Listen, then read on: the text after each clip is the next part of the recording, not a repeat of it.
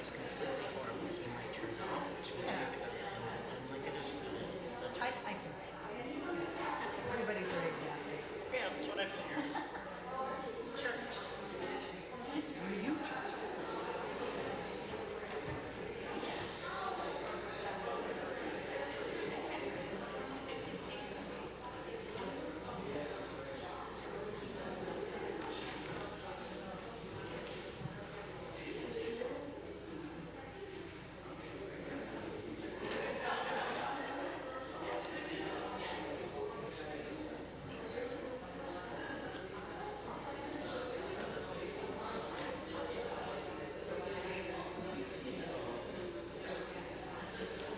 Any word from Heather?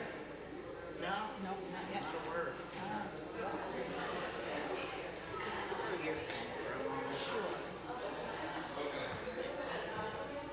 They just told me to exit a word, and if I don't literally draw that, I'm gonna forget it.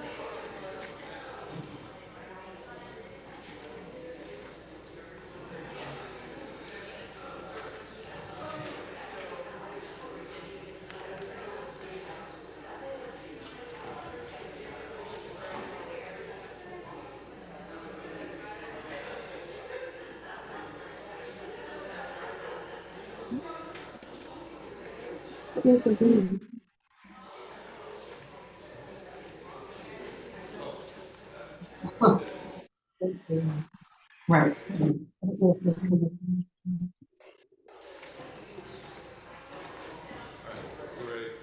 you.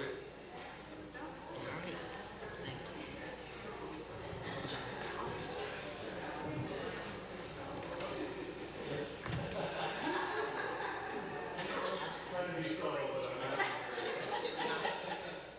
I feel like he said asked the same question when we were Yeah, just pointing it's fine. It's all good.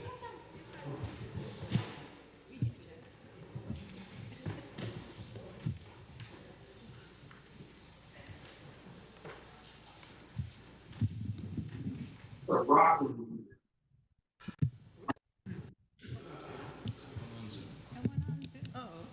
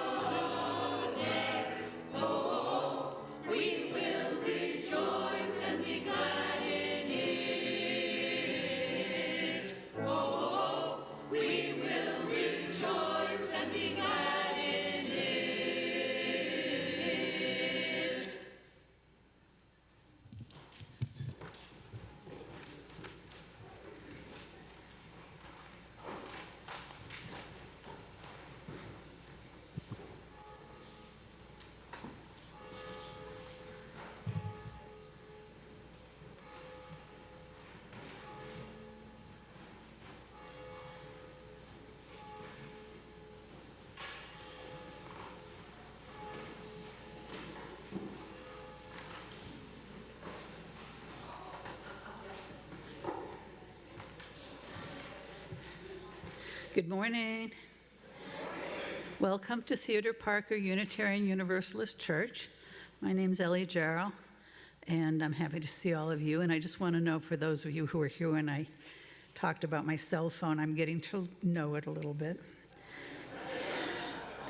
As we enter into worship, we bring with us all the sorrows and joys of our week, and we know that here we're held in loving community. Here we're reminded that we are part of something larger than ourselves. Here we seek to counter oppression, to work for healing and justice in a bruised and broken world. Here we invite all of you to bring your perspectives, your beliefs and doubts, and all that is unique and wondrous about you to our service. In the spirit of love, all are welcome here. For those of you joining us in person, a few things you might want to know. Our congregation is mask optional, and if you'd like to be seated in an area where others are also wearing masks, it's over here by the wall. And you can use the QR codes at either entrance or in your pews to pull up the order of service on your phone, or take one of the large print copies available at either entrance. Our service is being recorded today and will be available on YouTube later. If you'd like to have a joy or concern shared with the congregation today during meditation and prayer, we invite you to fill out a card anytime before our meditation hymn on the table to your right, over here, by Theodore Parker. You may also light a silent candle of joy or concern at any time during the service, or use the space in the far back corner for private reflection during the service. That's back by the exit sign. People of all ages are welcome to move about in the sanctuary as they need to, or to make themselves comfortable in the cozy zone in front of the first pew down here. During the service, our child care provider, Shay, is available to be with nursery-age children in the nursery located in the parish hall. Many thanks to Joel Neiditz, who's our camera point person today, and to Jennifer Bottomley, whom I don't see, who's our Zoom usher. I guess somebody's going to be doing it. If you're new to Theodore Parker Church or visiting today, we'd love to stay in touch. You're invited to fill out a connection card, which will give you an opportunity to sign up for our weekly updates and help us welcome you. A link to the connection card will be in the chat, as well as our contact info. Those joining us here in the sanctuary are encouraged to fill in the contact card, which you'll find in your pews within the welcome brochure. Cindy would like to say a few words before we greet each other.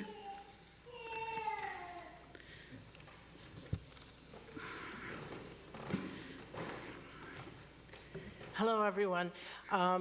So our beloved settled minister, Reverend Heather, is on paternal leave now. Not paternal leave, parental leave, excuse me. Parental leave now. And so I knew I'd get it right sooner or later. Anyhow, so we're all excited and, anticipatory about, the baby to be. But we're also very happy to have back our interim minister. Interim isn't quite the right word, but our temporary minister, the minister who's filling in while Reverend Heather is not with us. And they will be doing a number of services for us before the end of this church year, and will continue doing pastoral care from this time through July, when Reverend Heather will be back with us, even though services don't really start until September. So Reverend DL, we're so happy to have you back with us. We were so happy with your service when you were here the last time, and we're looking forward to all the great ones that we're going to have with you. So thanks for being here. Thanks for taking care of us while Reverend Heather is otherwise occupied. Just before we greet each other, I want to say that our music today is by Eric Satie, beginning with Air Helfer, and followed by Gnossienne, and then finally Gymnopédie. So at this moment, let's greet each other. For those of you on Zoom, putting your video on for this time helps us connect. And Joel Joel, could you please put the sanctuary screen in gallery view so we can see our off-site congregation? And once they're up, we'll give a big wave. Sanctuary folks, they're in the back. Cameras in the back. And then as we continue to greet each other, if online, you may post a hello in the chat. And if you're physically here, we invite you to greet one another and say good morning, but please ask before offering a hug or a handshake.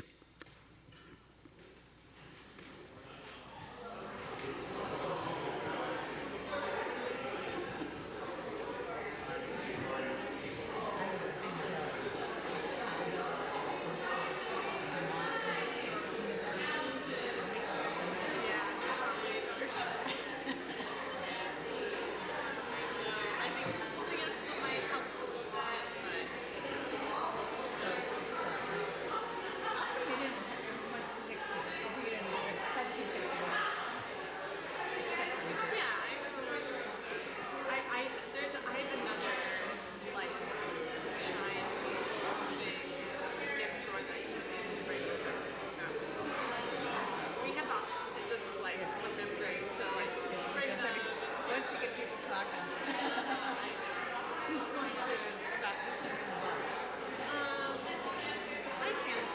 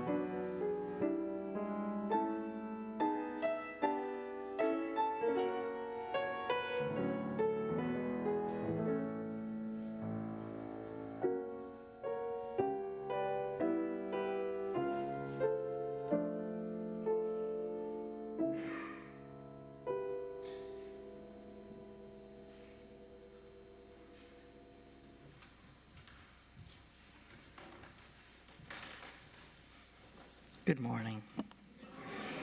It's good to be back with you. Two side notes before I start.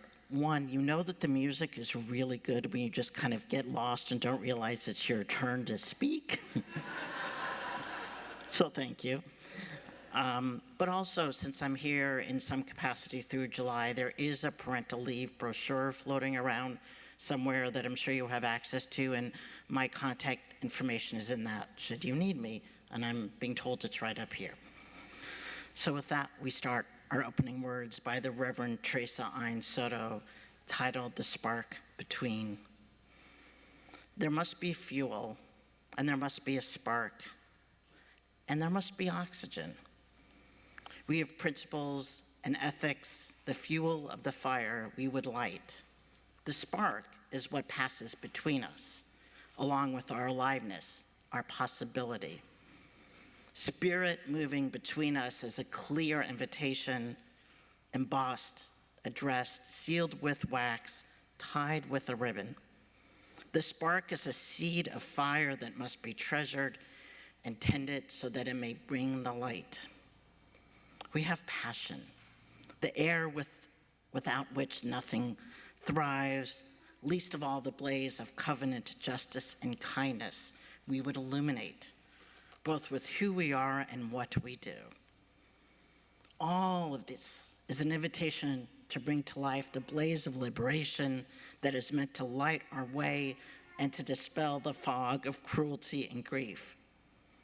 It brings us instead, keep talking, it brings us instead to a hearth around which we gather to be nourished, energized, and warmed, and where we get ready to disperse, enlivened. I invite you to rise in body or in spirit and join us in our opening hymn, 347, Gather the Spirit.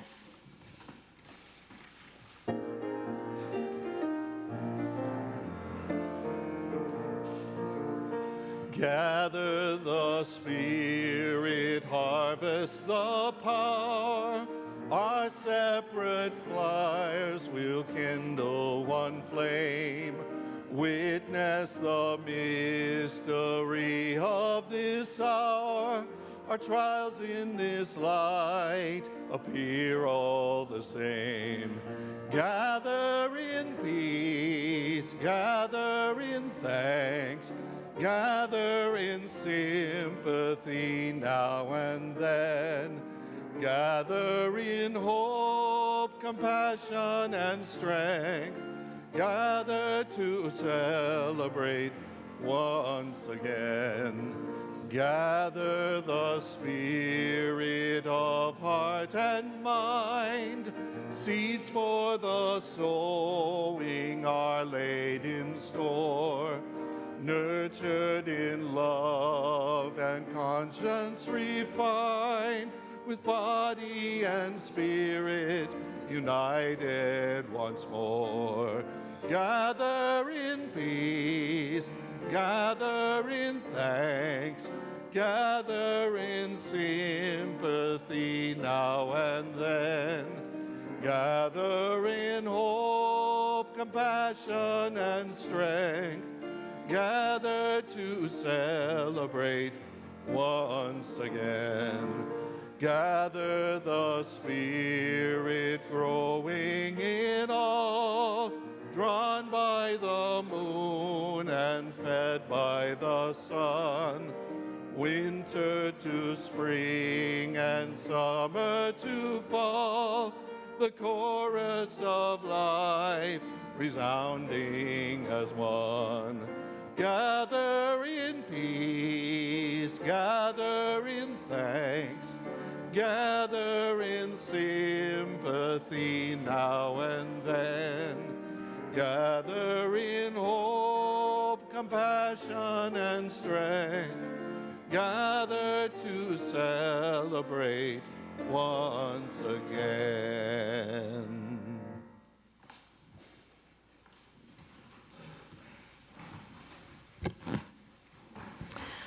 Please join me in saying our shared covenant, our chalice lighting words, which we say each week in English and in Spanish. Spanish is in honor of our sister community in Pazuelos, El Salvador. I think Eleanor is going to come up to light the chalice. Wonderful. The words will be up on your screen. Please say them with me. Love is the spirit of this church. In service is its prayer. This is our great covenant, to dwell together in peace, to seek the truth in love, and to help one another. El amor es el espíritu de esta iglesia y el servicio es nuestra oración. Esta es nuestra gran promesa, vivir juntos en paz, buscar la verdad, el amor y ayudarnos los unos a los otros.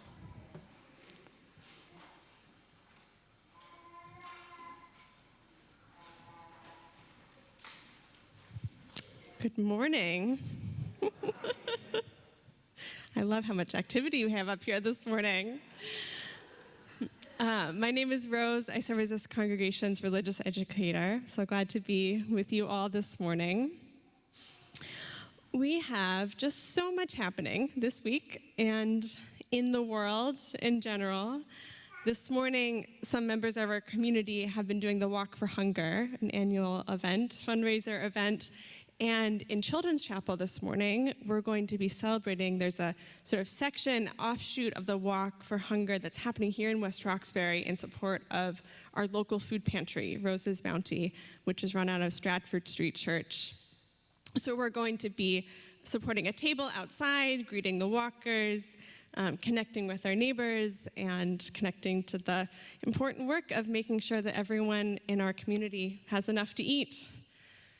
And this morning, Reverend DL will be leading all of us in this service in an exploration of current social justice movements, including some of the remarkable protests that are happening right now against war and genocide on many college campuses around the country.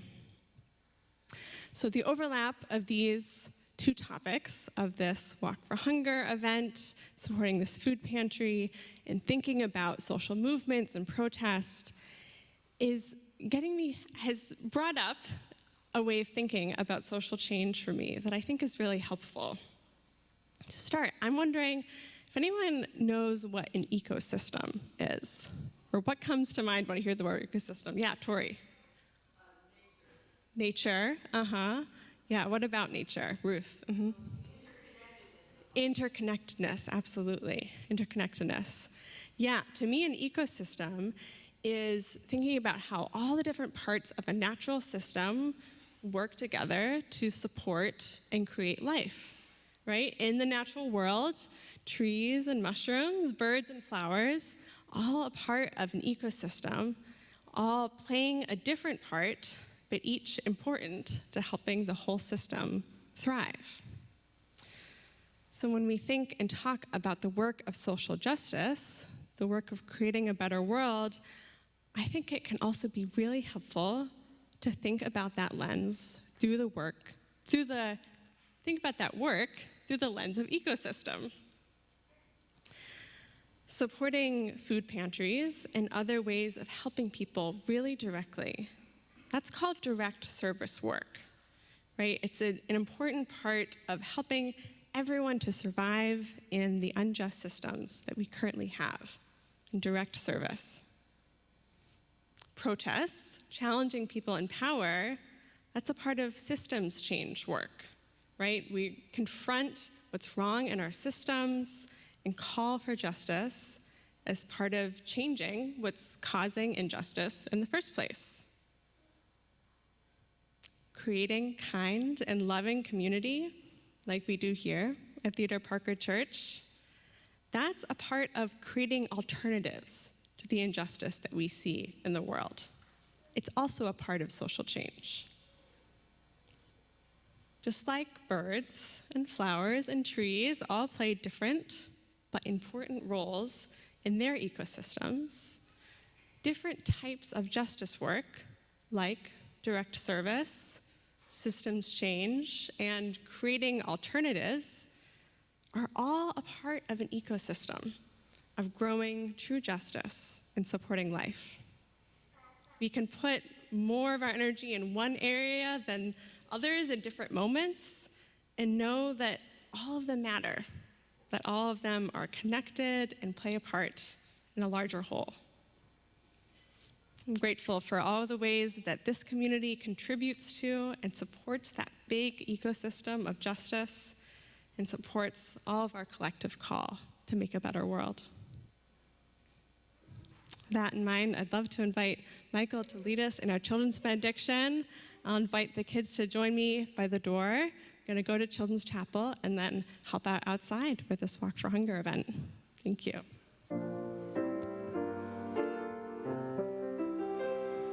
For you shall go out in joy, for you shall go out in joy, and come back in peace, and come back in peace.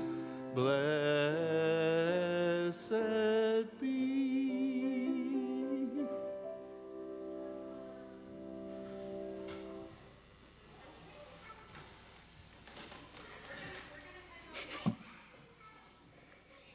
I'm just listening to all the little voices as they leave. I'm sure you are too.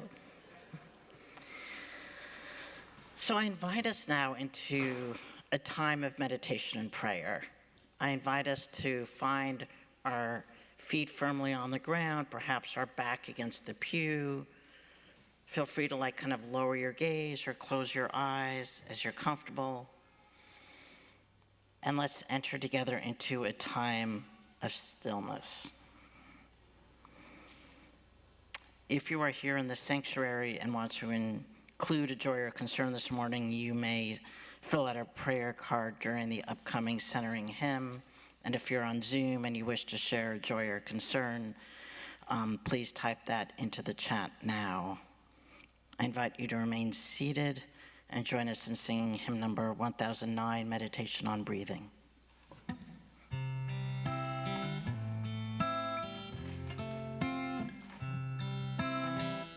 All right, we'll start with the drone, and then we'll bring in the melody, and then add the descant. Breathe in, breathe out. Breathe in, breathe out. Breathe in.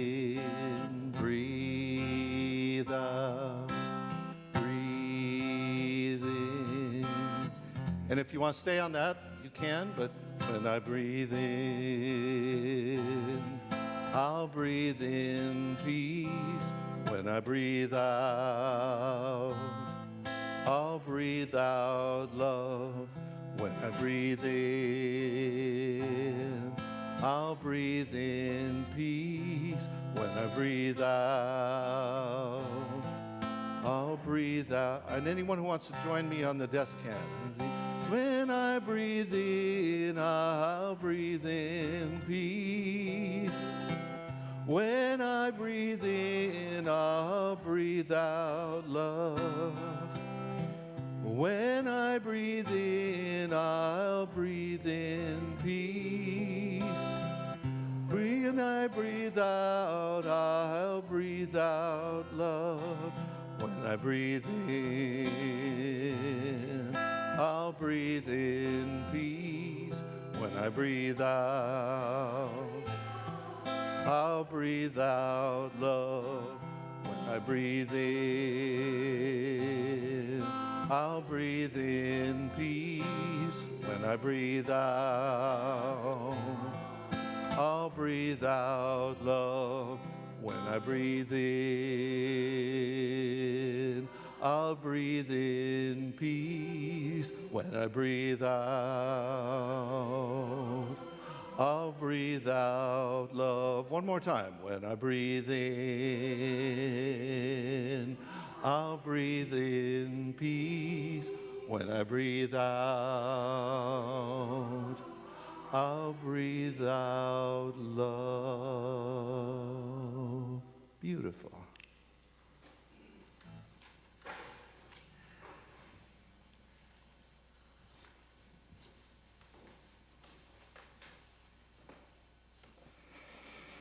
Okay, people, that was the best version of that I've heard in all of my time in ministry. Good job.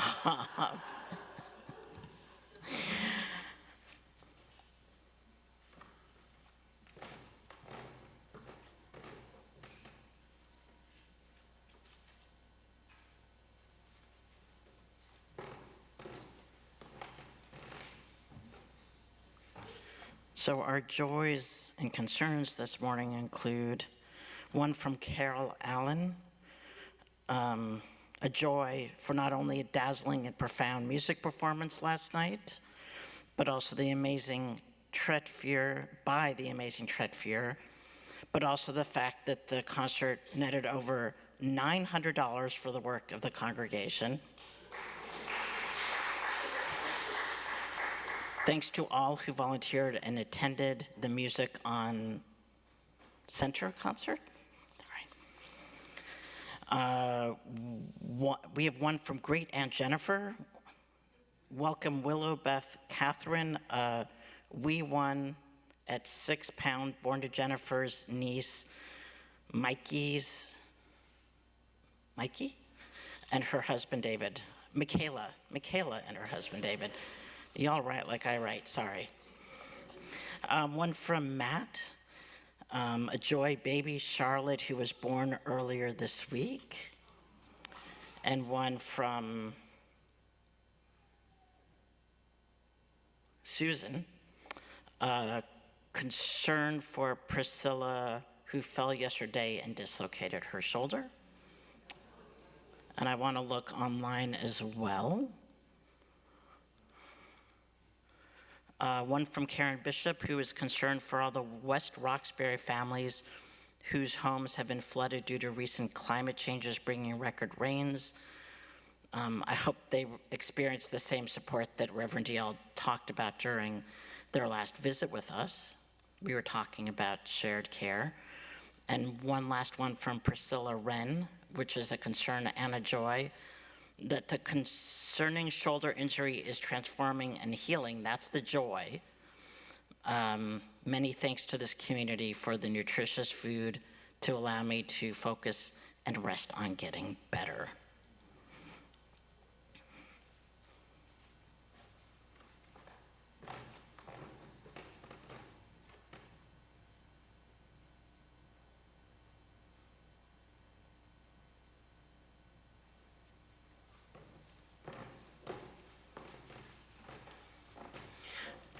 For all those joys and concerns yet unspoken, we light one final candle, and I invite you now into a space of prayer and meditation, a few minutes of shared silence followed by a musical meditation.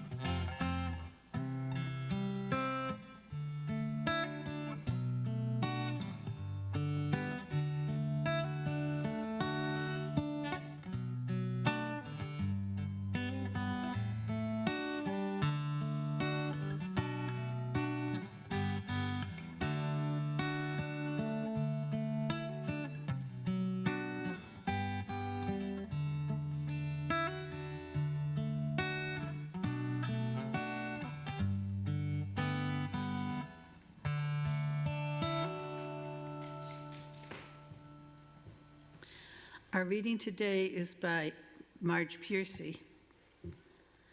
The people I love the best jump into work head first, without dallying in the shadows, and swim off with sure strokes almost out of sight. They seem to become natives of that element. The black, sleek heads of seals bouncing like half-submerged balls. I love people who harness themselves, an ox to a heavy cart, who pull like water buffalo with massive patience, who strain in the mud and the muck to move things forward, who do what has to be done again and again.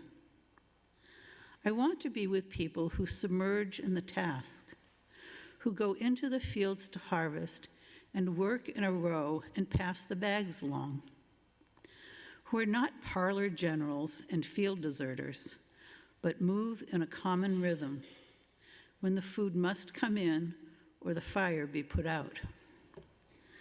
The work of the world is as common as mud. Botched, it smears the hands, crumbles to dust.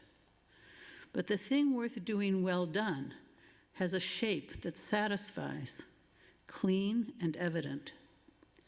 Greek amphoras for wine or oil, Hopi vases that held corn, are put in museums, but you know that they were made to be used. The pitcher cries for water to carry, and a person for work that is real. Generosity is the spiritual practice in our Unitarian Universe congregations. We give to remind ourselves of how many gifts we have to offer. We give to remember that we're part of something bigger than ourselves. We give because we believe in music and sacred space. We give with gratitude for all that we have been given, and with the faith that together we have more than enough. Links to donate will be in the chat, or you can take a moment writing out a check and sending it to the church after the service. Ushers will be coming around the sanctuary to collect an offering from those in the pews who wish to donate something more tangible. As Yukiko shares, Nacien by Satie, an offering to sustain this congregation of memory and hope will be gratefully received. Thank you.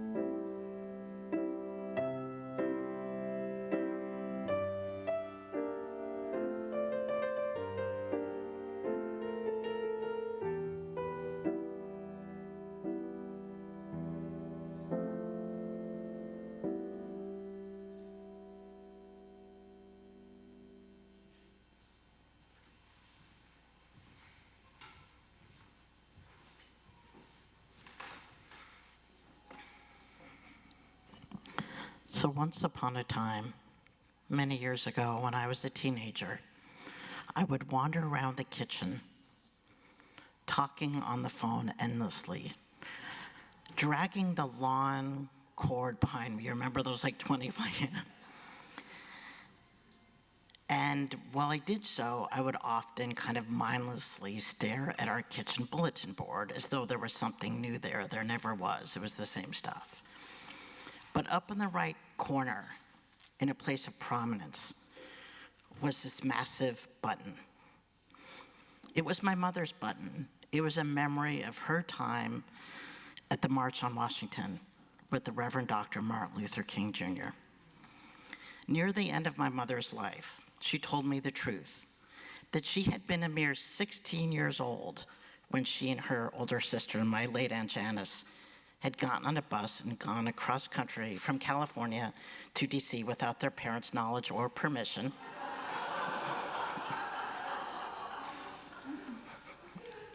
Love my family.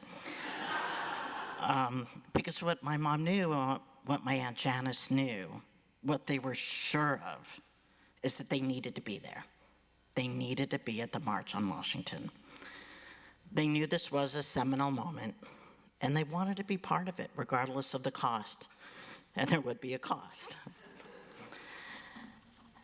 And that feels true then as now. The protests we're seeing, or maybe participating in, especially those on college campuses, feel wildly reminiscent of the protests of my parents' era. Protests that radicalized an entire generation. Now, let me start my service today. I've been deciding whether or not to say this. I promised Rev Heather I wouldn't do anything crazy. Well, she was gone. So I'm hoping you don't think this is crazy. So in my opinion, I'm not a radical. I'm just another transgender, abolitionist, anti-Zionist UU minister working to make sense of this world, working to make the world as good a place as I know how. But wow, I am inspired by and in solidarity with these movements that these students are part of, and I hear that I'm not alone in this. I am in support of their peaceful protests demanding an end to militarism and war, fighting for what they know to be necessary and true.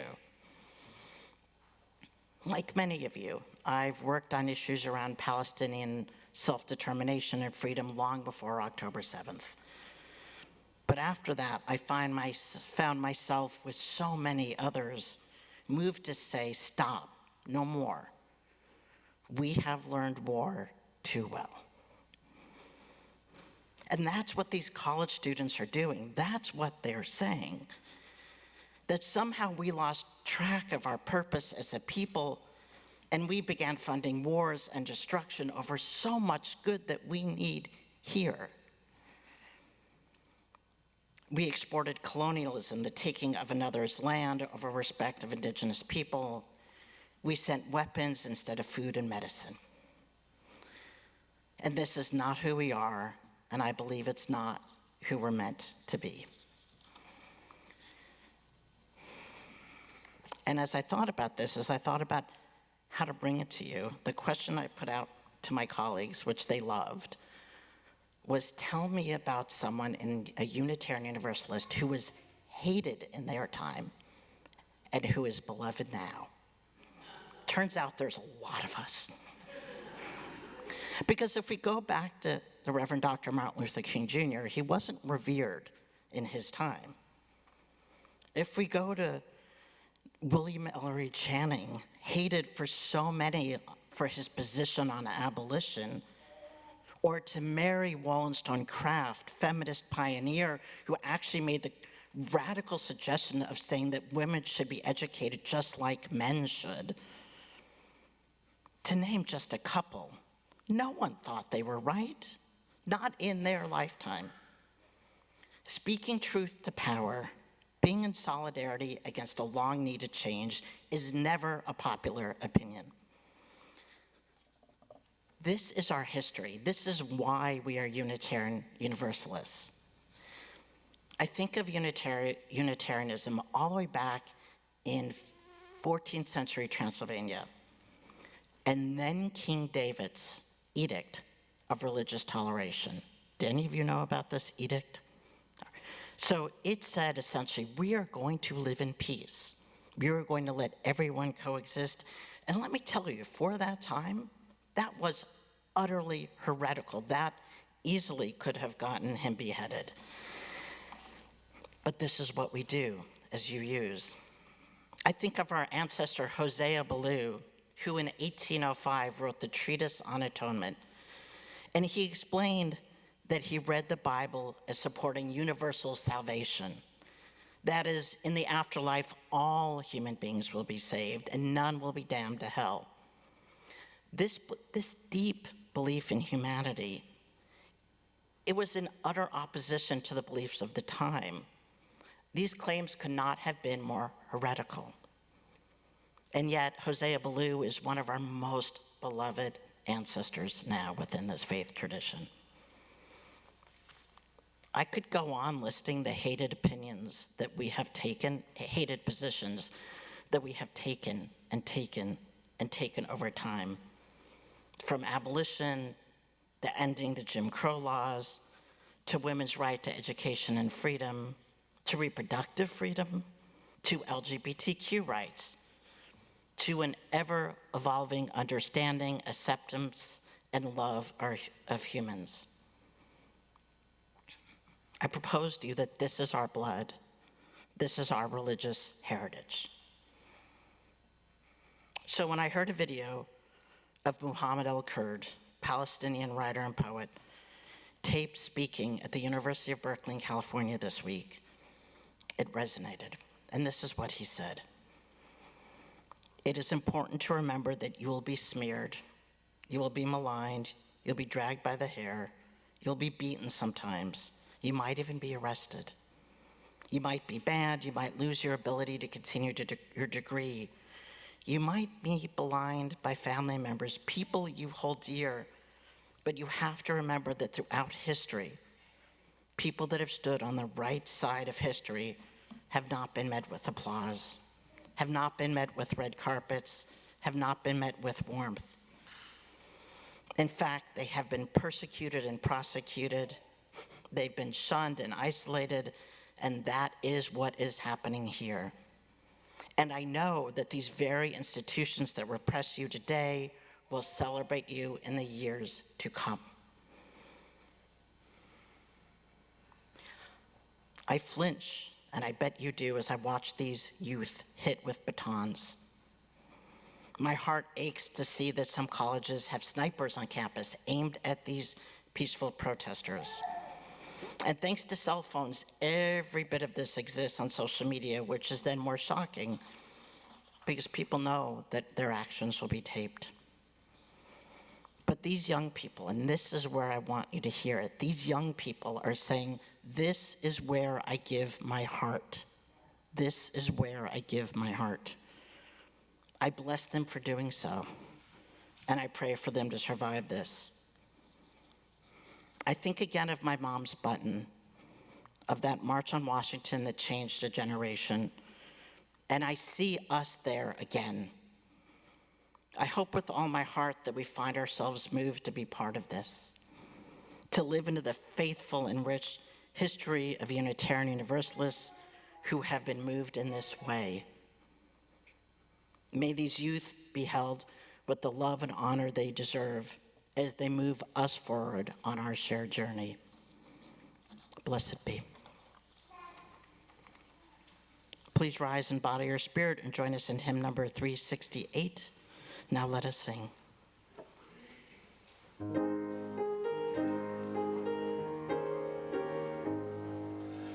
Now let us sing, sing to the power of the faith within. Now let us sing, sing to the power of the faith within. Lift up your voice, be not afraid. Sing to the power of the faith within. Now let us sing, sing to the power of the hope within. Sing to the power of the hope within. Lift up your voice, be not afraid. Sing to the power of the faith within. Now let us sing, sing to the power of the love within. Sing to the power of the love within. Lift up your voice, be not afraid. Sing to the power of the love within. Now let us sing, sing to the power of the joy within. Now let us sing, sing to the power of the joy within. Lift up your voice, lift up your voice, be not afraid. Sing to the power of the joy within.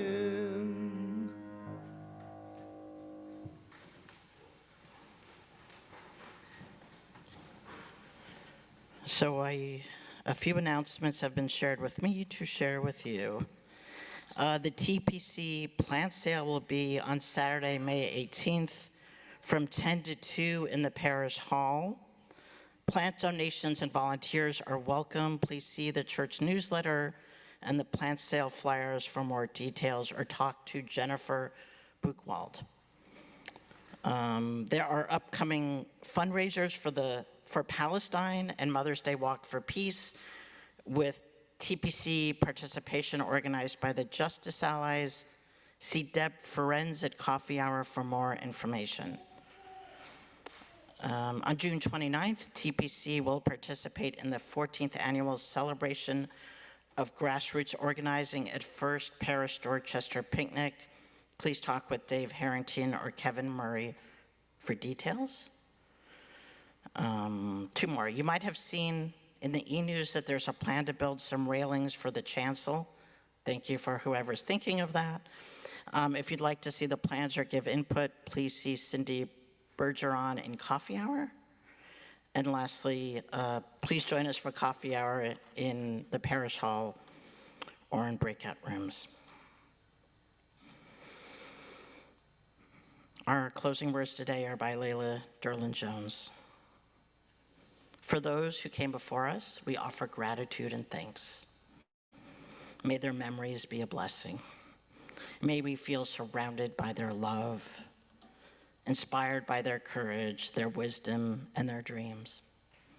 Let us honor them by doing the work of living boldly, loving mightily, and creating heaven on earth.